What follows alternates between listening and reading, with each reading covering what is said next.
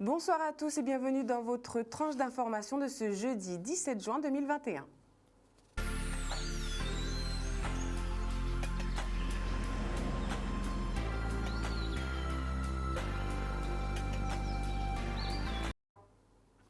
C'est officiel, dès samedi prochain, les restrictions et mesures sanitaires seront enfin allégées.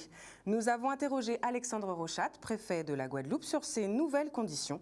Nous en avons d'ailleurs profité pour lui demander le programme de la fête de la musique. Écoutons ses réponses au micro d'Olivier Félix.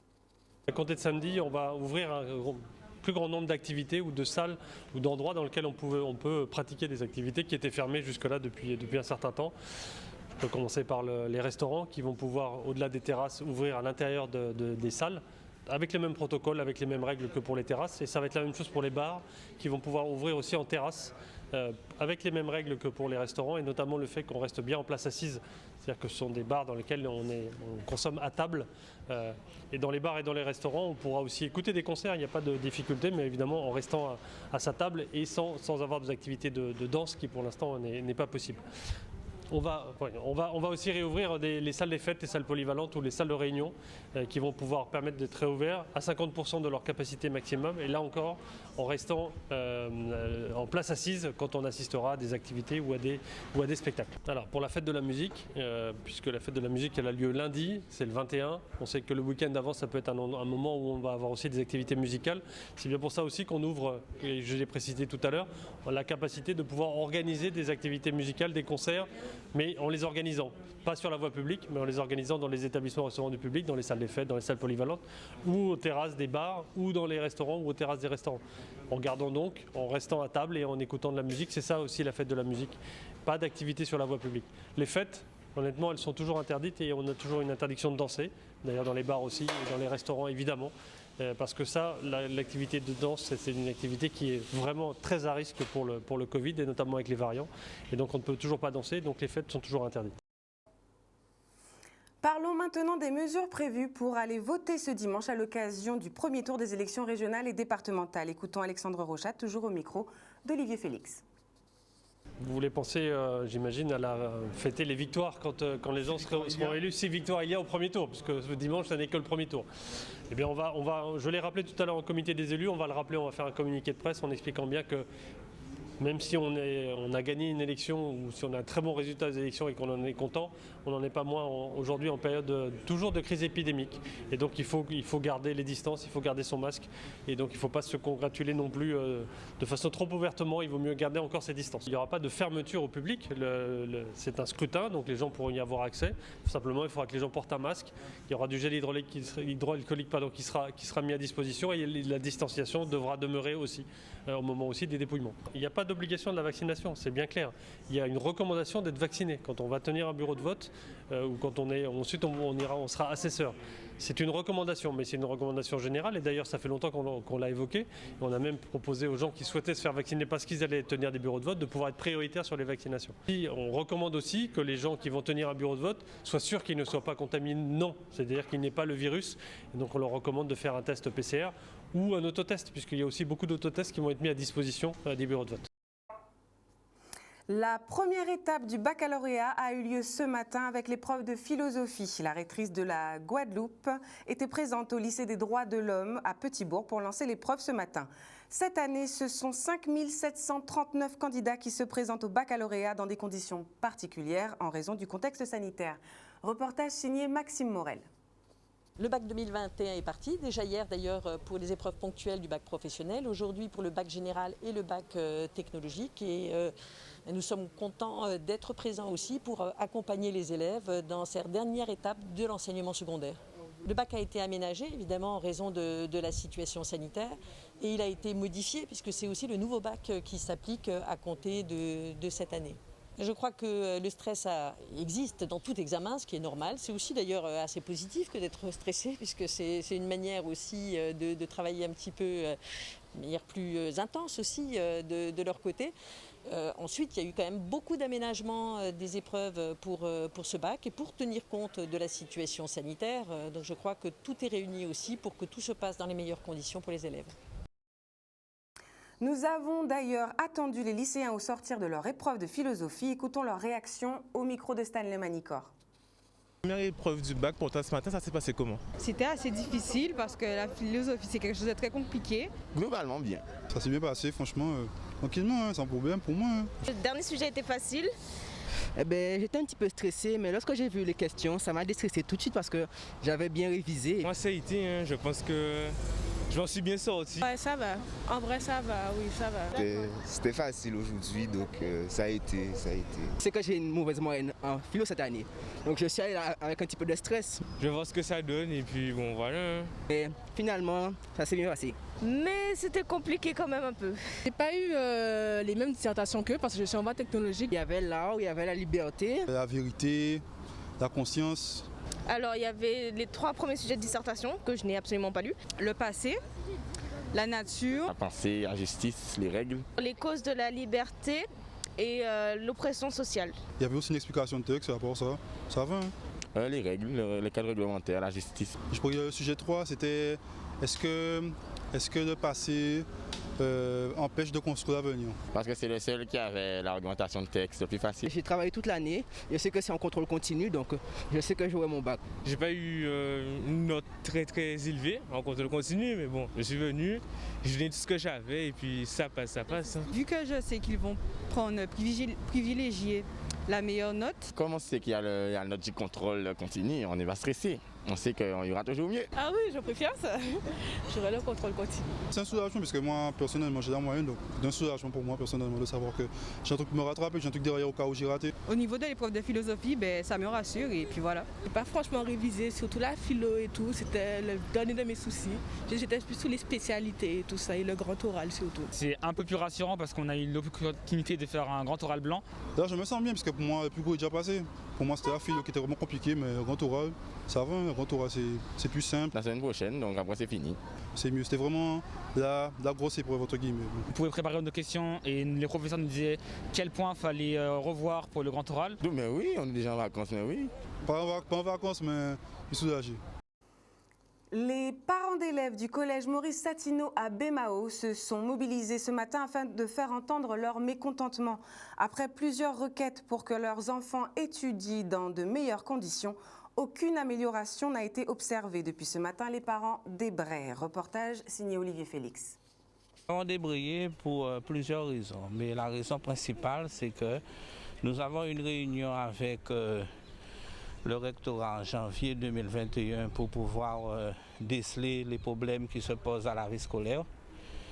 Et nous avons eu un avis favorable pour pouvoir créer des postes. Le problème qui se pose, c'est que on avait défini un poste profilé, on l'a eu, d'accord, mais on se pose des questions sur quels critères ils ont recruté l'enseignant qui arrive. On avait demandé également un troisième poste de CPE, on ne l'a pas eu. On avait demandé un poste d'assistant protection sécurité, on ne l'a pas eu. Et on apprend également que nous avons une diminution des moyens concernant les assistants d'éducation. Ça va faire depuis 2017. La commune de Bémao demande une subvention de la part du conseil départemental afin que nous puissions utiliser leurs installations. Donc, ils nous ont toujours laissé utiliser les installations sans convention, ce qui n'est pas normal, ça veut dire qui n'est pas réglementaire. Donc, cette année, ce qu'on peut comprendre, cette année, ils nous ont dit qu'il y a des problèmes de responsabilité, ce qui est vrai. Donc, nous, en EPS, ce que nous demandons, c'est que le conseil départemental et la mairie trouvent une solution pour que les élèves de Bémao puissent faire EPS, puisqu'on a des classes qui sont restées toute une année sans avoir EPS en quinzaine, puisque par rapport aux installations que nous utilisons au stade. Nous sommes dans un bassin de recrutement pour les élèves défavorisés, d'accord? C'est le rectorat même qui l'a défini comme cela. Deuxième chose, nous sommes le deuxième plus gros effectif de Guadeloupe, d'accord? Et nous sommes parmi les effectifs les plus importants de France et de Navarre. Et malheureusement, on ne prend pas en compte ces éléments-là pour pouvoir nous donner les moyens que nous avons définis ensemble, puisque nous avons défini ces moyens-là ensemble. Il y a certains qui sont restés assis, puisqu'il faut savoir que dans l'enceinte de l'établissement, nous avons des installations, mais que nous pouvons avoir que 4 classes au maximum. Nous sommes 8 enseignants. Donc là, ça pose un problème.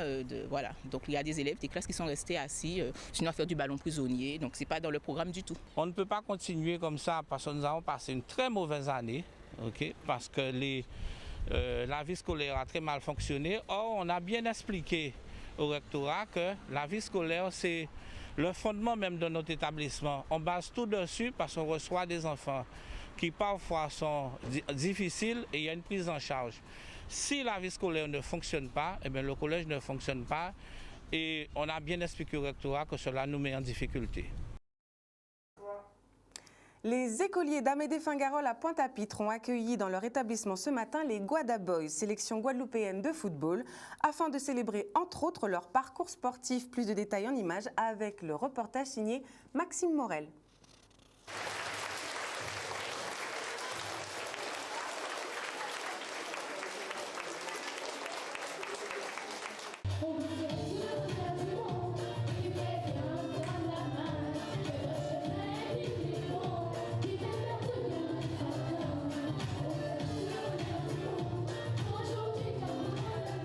Franchement super, on ne s'attendait pas à ça. Et les enfants nous ont très bien accueillis avec les professeurs, le directeur de l'établissement. C'était un très bel accueil. C'est vrai que ce sont des choses que j'ai connues auparavant et quand on voit ça, moi je ne m'attendais pas. Autant d'enfants avec une chanson, une belle préparation qui a été au bout.